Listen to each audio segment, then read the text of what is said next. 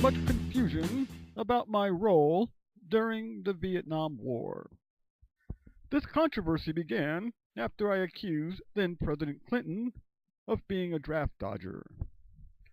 When it was revealed that I too was a draft dodger, as well as a hypocrite, I equivocated when I was asked questions about how a flabby, craven load of such as myself was able to get out of being drafted after I dropped out of college.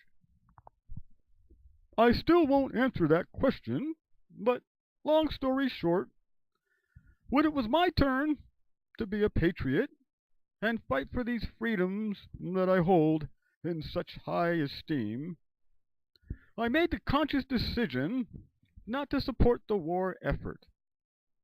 I decided, instead, to support communism. I had the chance to fight communism, to actually do something, besides talk, about stopping the spread of communism. It was a much greater threat in the 1960s and the 1970s than it is now. And these many years later, I try to cover up my support for communism by saying that I wasn't drafted. I blow cigar smoke up your asses and say that I got a medical deferment. But if you Dittoheads ever stop to think critically about my excuse, depending upon your IQ, you may or may not realize that there was absolutely nothing stopping me from voluntarily enlisting, not even my anal cyst. That is, if I truly believed in my own propaganda on communism, and if I wasn't a yellow, pot-bellied, abject coward. What stopped me from enlisting, as so many of our brave and patriotic wayward sons, like John Kerry, did? Well, much like co-coward Ted Nugent, who shat himself, I was absolutely petrified at the very thought of having to fight and die for this country, facing real communists armed with real AK-47s who were willing to fight and die for their country. You see, folks, it is so much easier and safer for me to sit on my pilonidal cyst and fantasize about what I would have done during the Revolutionary War, when, truth be told, I would have found a way to avoid serving in that war as well.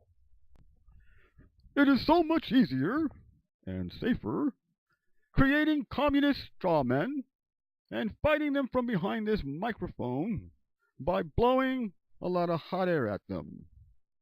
And though I accuse Obama and other Democrats of being communist, real communists would have taken me out and shot me in the back of my empty head for speaking out against them, as Joseph Stalin and Chairman Mao did in the millions. Even Vladimir Putin, who I admire for his stance on gay rights, would have had me arrested on trumped-up charges and sent me off to the gulag if I spoke of him the way that I speak about President Obama.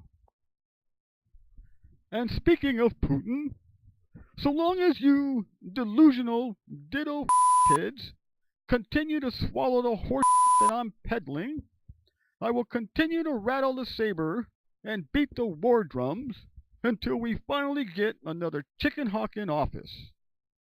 And then I will zealously advocate that he send you all off to endless wars to fight for the very freedoms that I did not value enough to fight for myself.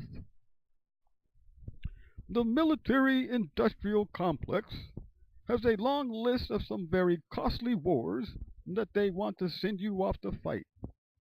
I'm ready to send troops into North Korea, Iran, Syria, Libya, Crimea, Pakistan, as well as keep troops in Afghanistan and Iraq.